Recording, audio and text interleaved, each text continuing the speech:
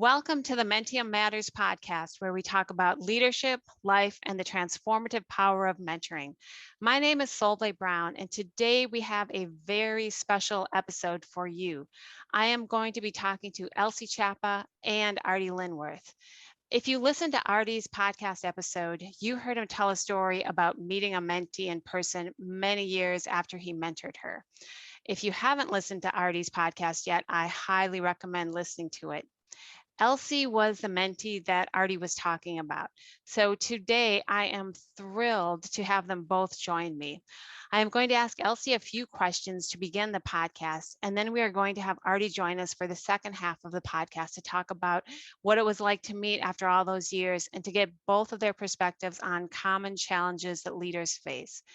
Before I begin my conversation with Elsie and Artie, I would like to give you a little bit of background on both of them. Elsie Chapa is a consultant for Bosch Management Services in Mexico City and has a PhD in mechanical engineering and concurrent design. She has more than 20 years of experience in manufacturing operations and spent 5 years working as a plant manager. She is especially skilled at driving organizations through change and challenging situations. She lives in Mexico City with her family. Artie Lynnworth has had an illustrious career. He started out as an electrical engineer with a master's degree in engineering administration and rapidly progressed to various corporate leadership positions, including plant manager at several sites across the USA, senior vice president responsible for global business, and general manager of his company's operations in Chile, South America.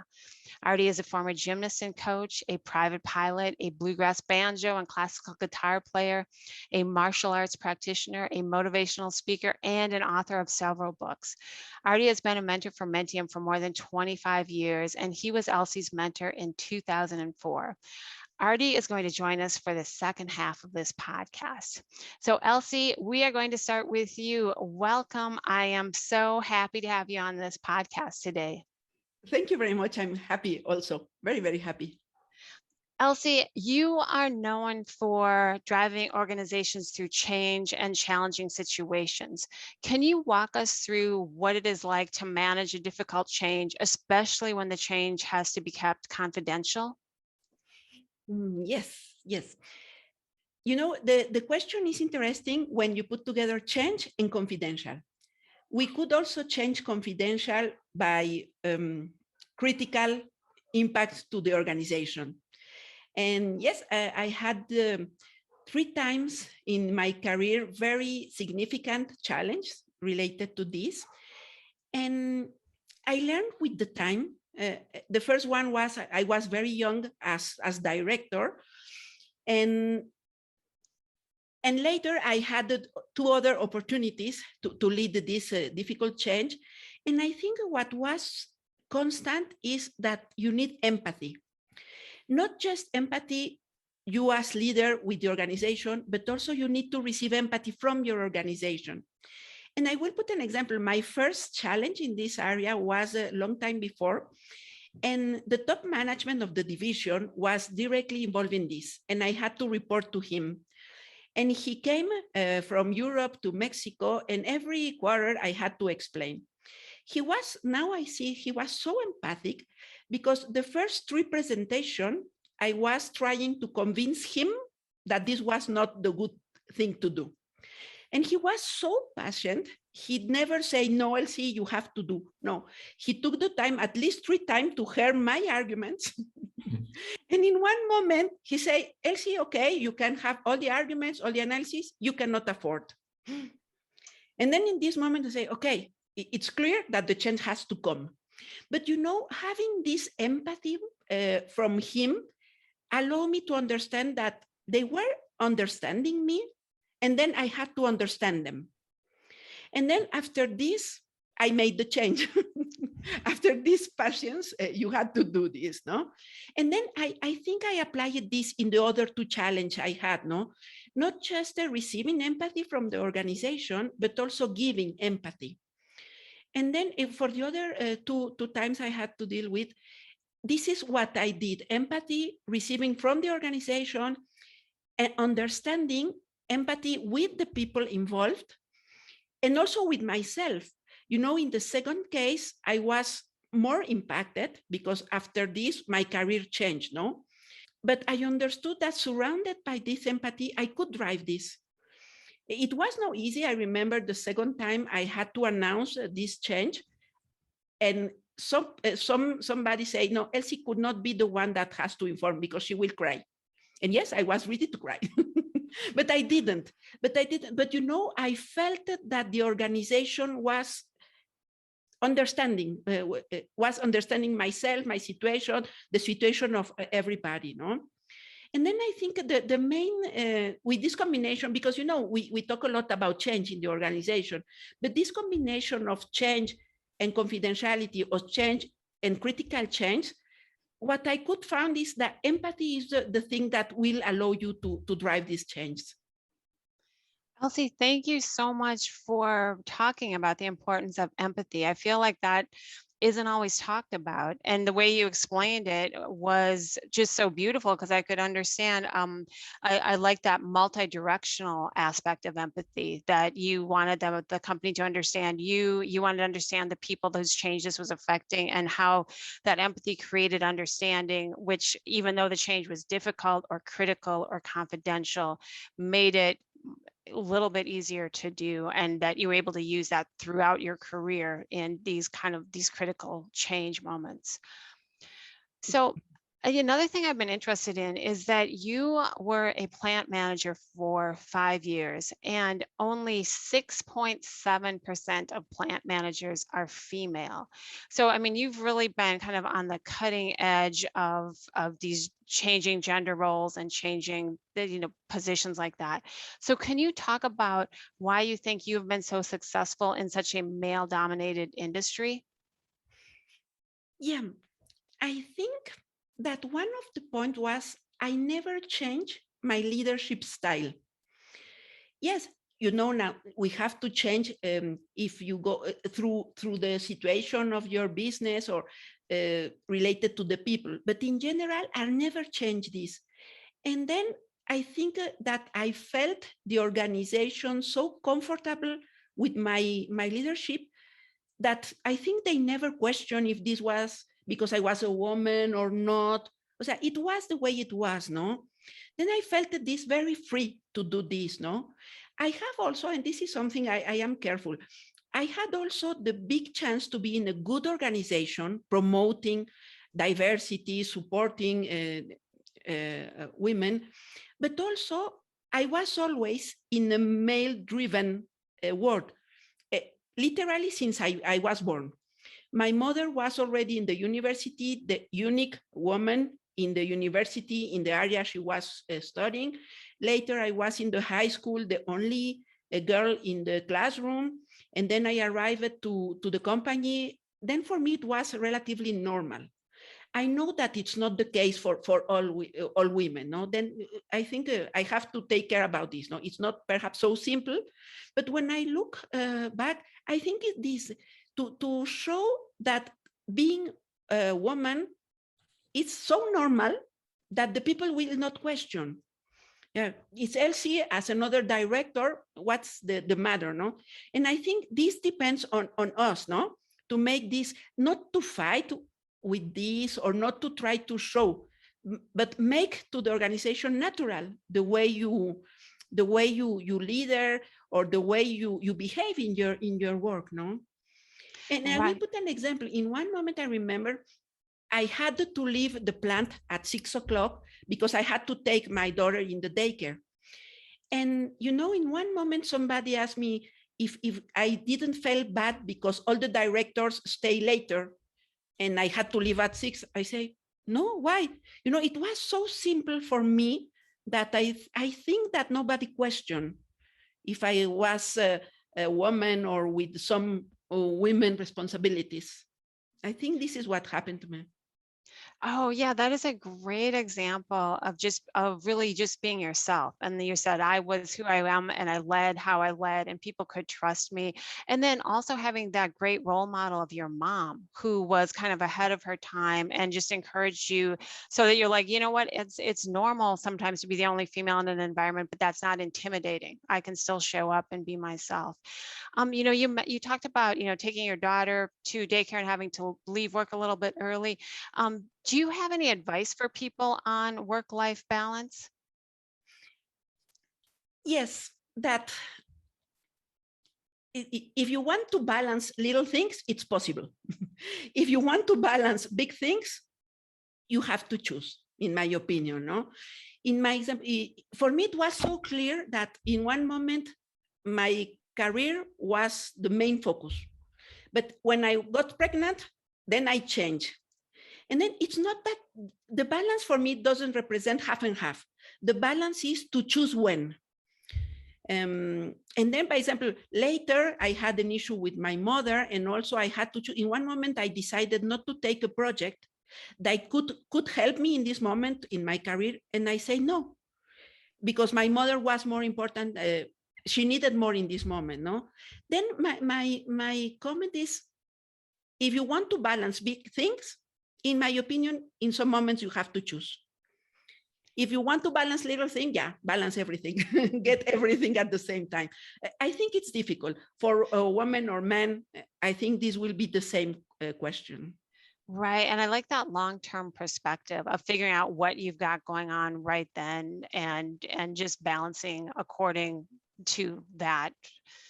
Well, Yeah, yeah, yeah. yeah, yeah, thank you for that. So, Elsie, you are in an industry that requires a lot of innovation. How have you learned to be innovative in your work?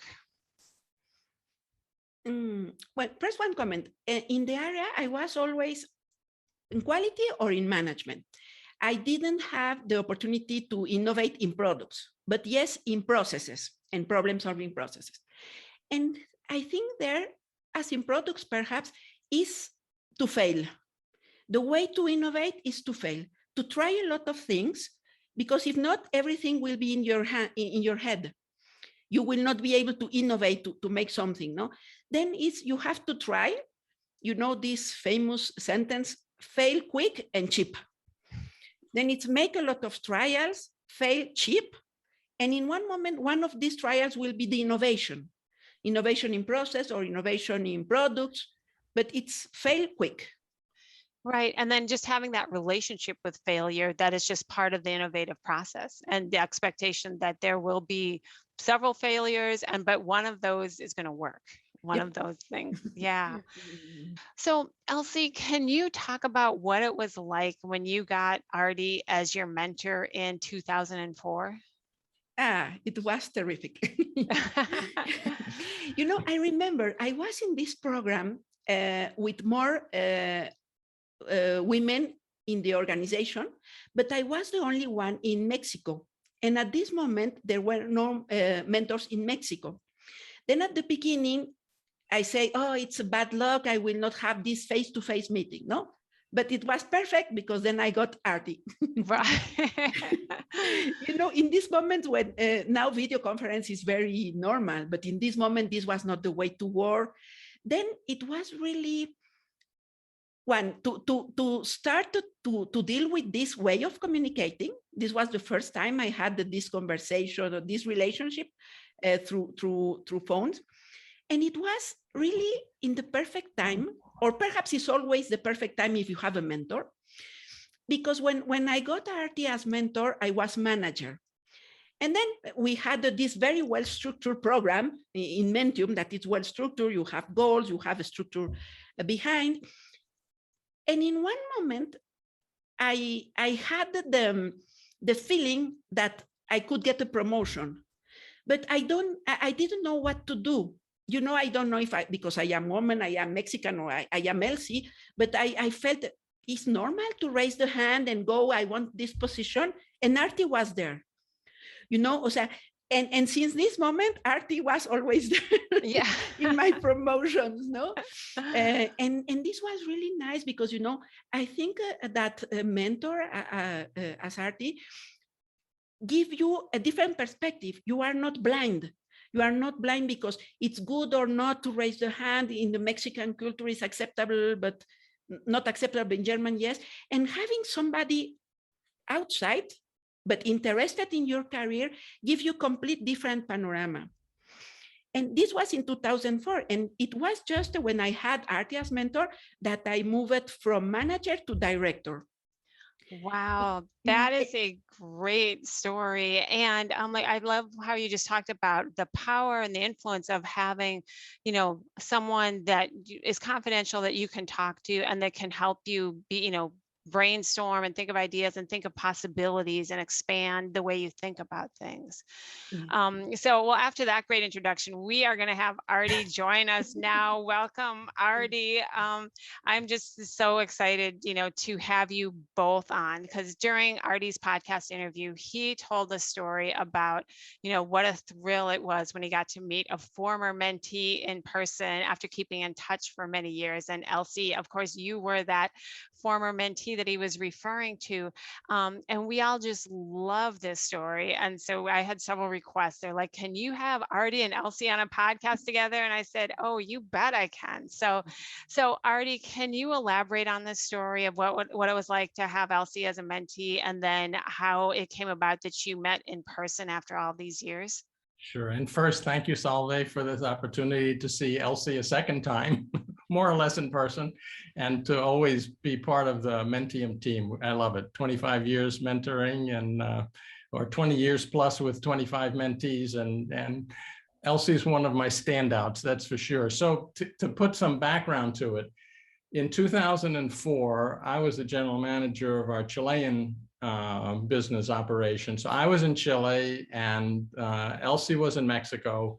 And this was before the time of Zoom like we're doing now, and Skype and WhatsApp and FaceTime. I think if I'm remembering right, it was all just telephone conversations back and forth. So I didn't have a face to go with any of it. It's just tone of voice and conversation and discussions.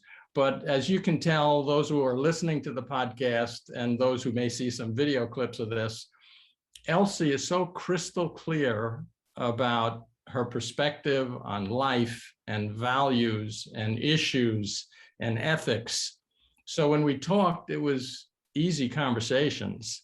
And what was really great with Elsie is that she was comfortable, this maybe sound weird, comfortable getting into her discomfort zone. As a mentor, my role is always to push the envelope a little bit. If you're just doing the same thing, you don't need a mentor because you'll keep doing the same thing all year long. The glory of the Mentium process is you have a year to work stuff. And when Elsie and I were working on stuff, I would ask or have her consider doing some different things, challenging things, new things, difficult things. And she was game for it, which is the perfect recipe for a mentee's growth. And as she said, during the year, she became a director. So, wow, that's rewarding for me as a mentor to see that kind of success. And it built a certain confidence between us. And as I tell all of my mentees on the first day of our getting acquainted, while we're busy breaking the ice, I tell them, look, if you like what we're doing for this year, you've got me for life. As a mentor, as a friend, you don't have to just close the Mentium book at the end of the year and say, we're done. And fortunately, Elsie took me up on that offer. And I was so honored that years later, it might've been years between our conversations, she would send me an email and say, you know, I'm at a crossroads here. And Artie, what do you think? And we would just chat like we did years before. So long story short, we come from 2004 to 2021. Elsie mentioned she was going to be in the States. I live in the southern part of Florida, not too far from Miami, where she was going to be coming. And she did the hour-and-a-half drive to come up and meet with my wife, who you may have seen in the background, drifting in the video for a moment there. We had a beautiful lunch together. And just like with any good friends, anytime, it was like 17 years collapsed in an instant. And now this was our first time seeing, I'm getting goosebumps just thinking about it. This was our first time to actually see each other. We had talked, we had had lots of good conversations, but just to be elbow to elbow sitting in the middle of a pandemic with masks and restaurants, but Florida was open enough. So we were able to have a wonderful lunch conversation, got acquainted, and Elsie, I wish we'll keep doing it again. So it was just a beautiful opportunity. And I'm thrilled that we've had the initial year together and then almost 2 decades together in this way. All right. I've got goosebumps just hearing that story. I love stories like that. I mean, it really highlights that enduring connection that you have, when you get to know someone in a mentoring relationship, like you know them. So like you said, Artie, if it didn't matter if you hadn't spoken in a few years, you could just click right back into that zone. And then seeing each other, I like how you said everything just kind of all those years just disappeared. And then here you were. It also shows how far we've come with technology in the last 17 years, that there was a time where video meetings weren't possible. You really didn't see someone's face like that. That is such a cool story. And Elsie, that was great that you reached out and said, hey, I'm going to be in Florida. And that is so cool. So as we've already talked about before, Elsie was in a male-dominated industry when Artie was her mentor. And one of the things Elsie wanted to work on with Artie was how to gain more control over her career development and to have top management consider her for opportunities outside of the area she was in at the time. And so, as Elsie said, she's like, oh, I got promoted to director during that time. So I would love to have both of you comment on this. This is kind of like a two-part question. But Artie, let's start with you. How do you mentor people to take charge of career planning? 3 components I think are critical. One is, perhaps most important, do your job with excellence. Number 2 is volunteer, take initiatives. And number 3 is you want to build networks. So let me just talk a little bit about each 3, because they all build up to your ability to move on and up in your career. So the first one, in terms of do your job with excellence, if you're doing an average job, you're not even going to be looked at for future opportunities. So you have to stand out in a good way in meeting company goals and doing things the right way and not stepping over somebody else's back to move up. And when I'm encouraging folks to do their job with excellence is, of course, you got to focus on knowing what your goals are and work on your goals. But I often encourage, go to your strengths. You may be great in people communications. You may be a little weaker on crunching the numbers. Know what your strengths are. And my guidance is, unless the weakness is a glaring disability that's going to prevent you from moving, don't waste a lot of energy trying to become an expert accountant. Let the accountants be the accountants, and you, if you're the people person and the leader and the manager, go to your strengths, because where your strengths are, where your passion is, you don't mind doing the extra work. And when you don't mind doing the extra work, you probably do put in a little bit more than the average person, and you get more than average results. So go to your strengths, stick with your strengths, know what your weaknesses are, get the help you might need, but don't let it become a nightmare for you. Secondly is how you do your job. Your word is your bond, and you want to make sure when you make a commitment, you meet a commitment. And I often say, don't try to do something. That may sound weird. And what I'm really meaning is break the habit of answering a question about when you'll get something done by saying, well, I'll try to get it done by Friday. Make a commitment. I will get it done by Friday. I will get it done by next month. Of course, crazy things happen, and you may have to renegotiate a deadline and deal with your boss or the environment for priorities and resources. But get in the habit where your word is your bond and you do what you say you're going to do. You're not going to try something and have a built-in excuse.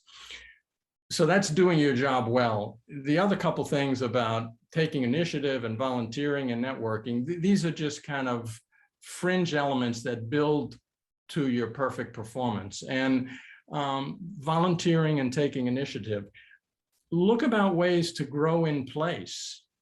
You don't have to run out for an MBA. You can manage your business always in place by learning and growing, and look for internal mentors. I mean, we have the whole Mentium process going here, but there are mentors all around us. And if you see somebody who's good at public speaking, talk to them. How did you get so good? What books would you suggest? Can I shadow you for a while? You see somebody who's good at dealing in stressful situations. Look for your mentors, volunteer to get experience, take on some roles outside the work and inside the role of work that'll help you be prepared for the next step. And lastly, build your networks. Be helpful to others. In my book, I talk about a 4-to-1 rule, like the golden rule: do unto others as you would have others do unto you.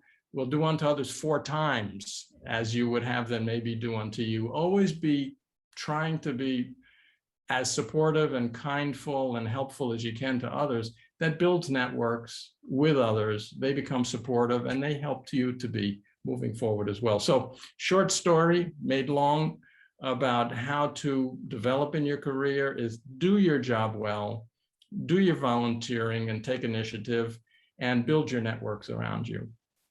Oh, thanks for that great advice, Artie. And so the second part of that question is, how do you mentor people to get better at authentic self-promotion in order to get noticed for opportunities to advance? It comes back to the fundamental of do your job well. And part of that I would always stress is be goal-oriented. I mean, we're all measured ultimately on accomplishing stuff at work. So have your target of what is it I'm supposed to do in my job and do well, what are my goals, and meet them. And have it as kind of a holy grail that you will stay focused on your goals. And what I used to do routinely, we all get the performance review once a year. We have our goals for the year. And a lot of people, I know the real world, a lot of people say, all right, I'll worry about that at the end of the year when I have to get ready for the year-end summary. Every 3 months, every quarter, for decades in my career, I would voluntarily submit to my boss, here's where we stand on the year-to-date goals. And it was helpful for me because it reminded me, hey, within 3 months, you got to get certain things done as part of the big goal. And I would, when I was in a leadership position, ask all of my subordinates on my team to get their goals updated to me quarterly so that I could end up voluntarily giving my quarterly goals forward. But what is all of this about? It's about goal orientation and results. So work on that. Secondly, keep track of your stars. Those who are familiar with behavioral interviewing know the situation, task, action, result, behavioral answers to questions of how good are you at conflict resolution, how good are you at attention to detail, and you have your story, your star. Keep your stars current because they're all based on skills, a skill that you can demonstrate with a situation, task, action, result. It's kind of keeping your resume up to date, and it's kind of keeping your mind up to date with where are my skills moving in the right direction and what skills do I need to develop that I haven't had the chance or opportunity to do so. So as I'm getting my self-promotion plan going, as I'm getting myself ready for whatever the next step is to look at where are my skills, keep track of them, and start working on the areas where I maybe need some help. And then a couple other things is use your annual performance review, not just as here's my goals and here's what I did, but it's your chance to talk about with your boss, with your company, your growth, what are your next steps, and have in your annual performance review your own plan, your own recommendations of this is what I'd like to do in the next year to grow. It's not about me, it's about the company, to grow so I can help the company better.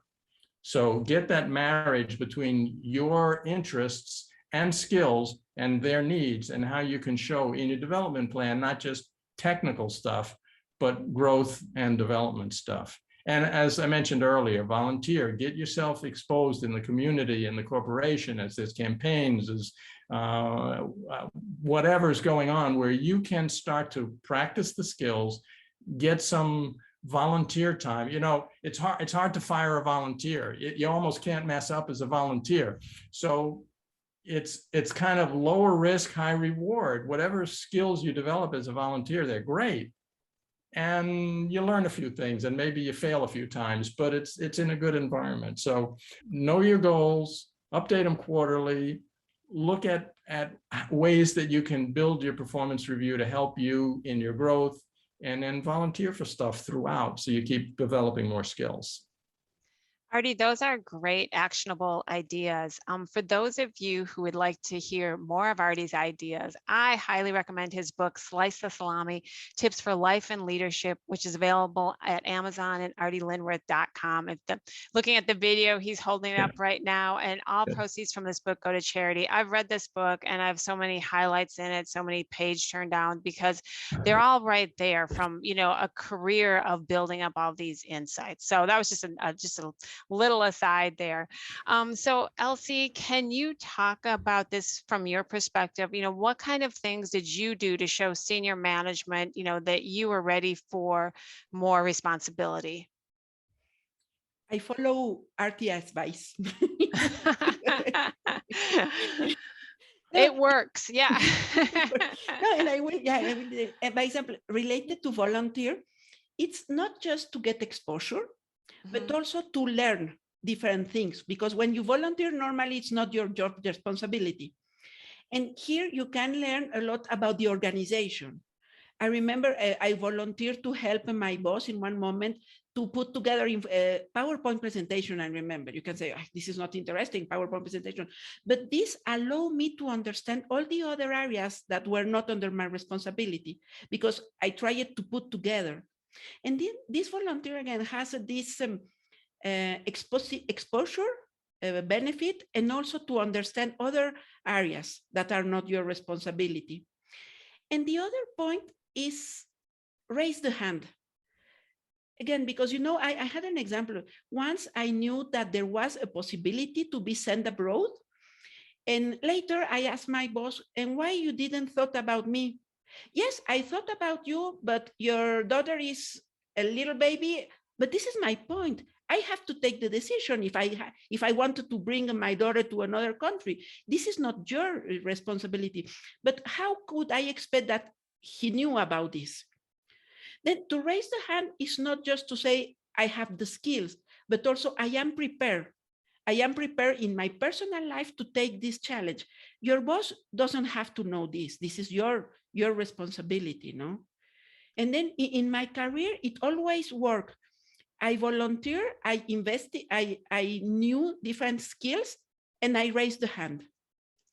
That is great advice. So follow Artie's advice, and then volunteer, build your skills, raise your hand, and just, like your manager can't read your mind that you're ready for this next thing. And they're like, oh, well, that person's really interested.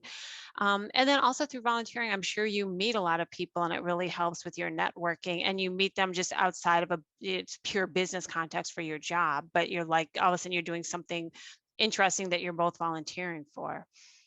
So one of the areas that many mentees want guidance in is learning to be more influential in their workplace. You both have been very influential in your career.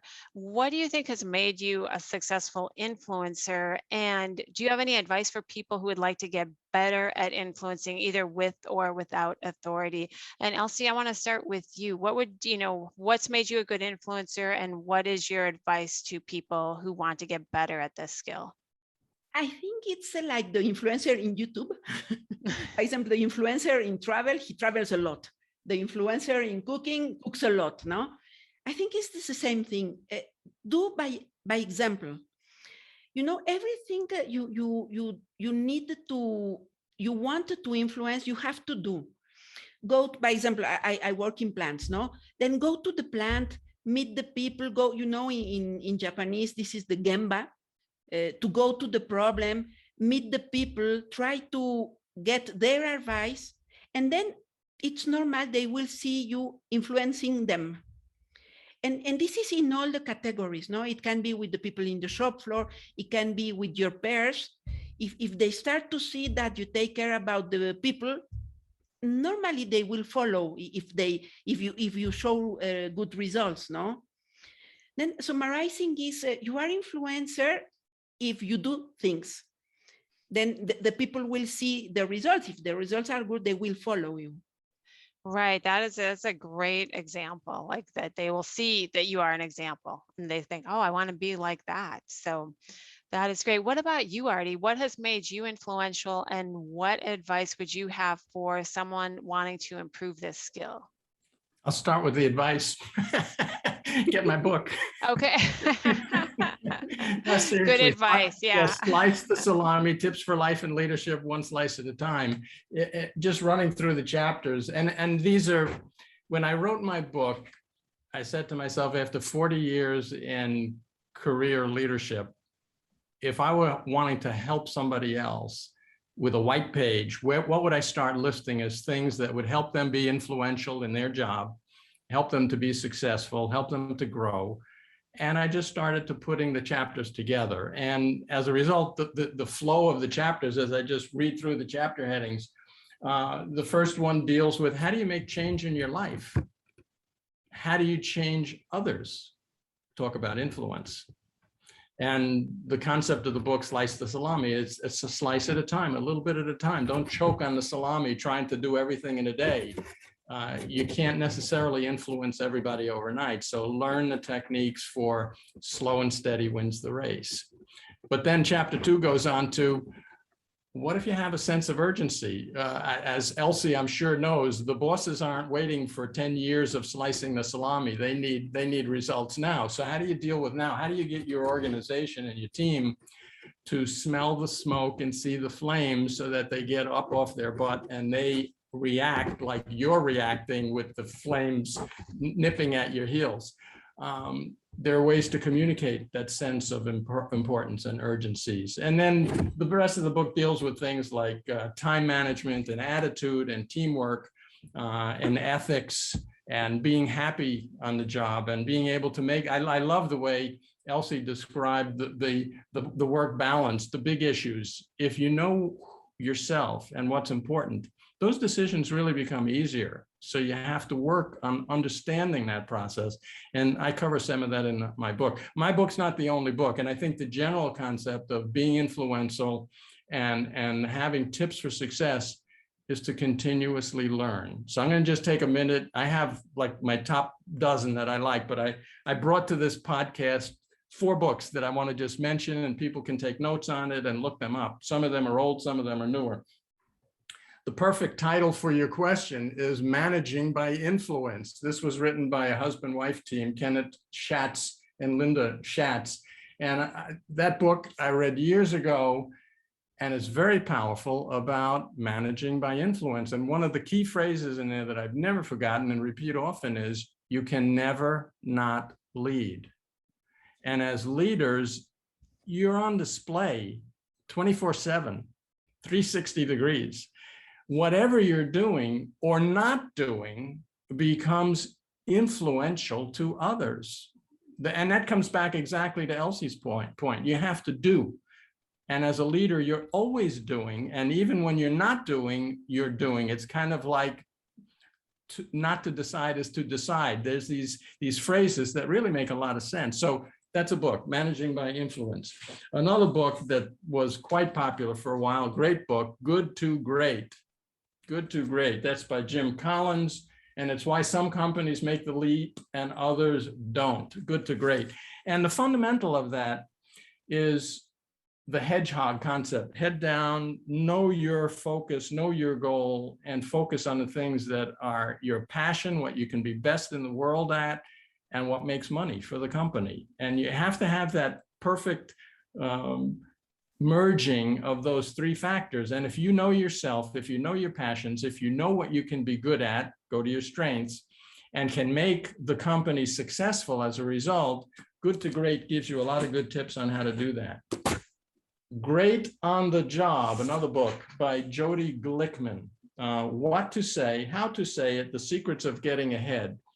Great book that talks about your 30-second elevator speech, as well as how do you answer the question when you don't know the answer to the question.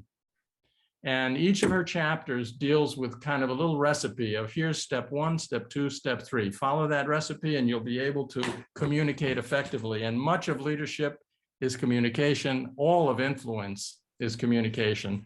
Last but not least, one of my favorites, is by Aubrey C. Daniels, Bringing Out the Best in People, How to Apply the Astonishing Power of Positive Reinforcement. We're talking about influencing people. This is what trainers and coaches do all the time. They're influencing behavior change. They're influencing modifications of behavior.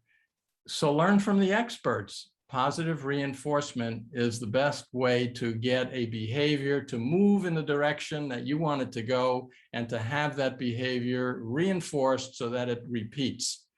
And as we as managers learn the power of positive reinforcement, we have the gold mine, the answer to how to influence others. So those would be my suggestions. Continuous learn, check my book out, check the other good books, and learn how to keep growing in your job. I hope that helps. That is really helpful. Thank you for that great advice. And we will have the books that Artie referenced in the show notes for this episode so that they will be easy for you to access. Okay, Artie and Elsie, we have time for one final question. So what is one of the most important things you have learned in your career? Elsie, I'm going to have you go first on this answer. I think I cannot summarize in one, perhaps in three. Okay, that works. Yeah. One is, you have to be known by one specific thing, because there is a lot of people knowing what you know. This is clear, and very good performance. But you are well known by one thing. The organization will look for you in these things, no? The other is like a cliche, but get out of your comfort zone. And it's difficult when you are in one organization for many years, but there is always opportunities. Change from manufacturing to quality, or from Mexico to Germany, but really go out of this comfort zone, because it's not just that you question your beliefs, but also you have to put energy in things that are not the day-to-day things. For example, in my case, it was I opened a plant without having any expertise on this, no? But it was so energizing for me that it's the best experience I could have, no? But because I was out of my comfort zone. And the other, and I repeat something that Artie mentioned, is to increase and to work in your network, because I can be very good in something, but if nobody knows me or nobody can recommend me, it will not work, no? And this, with the time in the organization, is not that you are presenting yourself in every meeting, but you know who to call in some specific case, and this to build your network. Elsie, that is great advice on the things that you have learned throughout your career. And I especially like you talking about how it can actually be exhilarating when you get out of your comfort zone. Sometimes you get past that kind of fear, and then when you get out of your comfort zone and you actually succeed in doing something new and something bigger than you thought you could do, that there's no feeling quite like that. So thank you. Okay, Artie, it's your turn. What are some of the most important things you have learned in your career? Focus on one thing, do your job great. Now with that, I'll just add 3 elements. Focus on your strengths, help others, and build your reputation. Focus on your strengths comes back to, we each have some natural abilities. We know what they are. We know what we're comfortable. We know what we enjoy doing when we do them, and we do them well. Keep working to those strengths. Keep building other strengths, but keep focusing on your strengths. Help others. I love John Maxwell's quote, they don't care how much you know until they know how much you care. And Elsie, in the beginning of this podcast, mentioned the word empathy.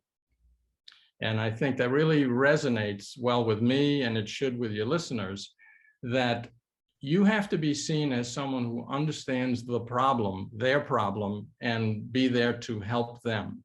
So if you're going to be seen as a helper, as a problem solver, that's all to your benefit.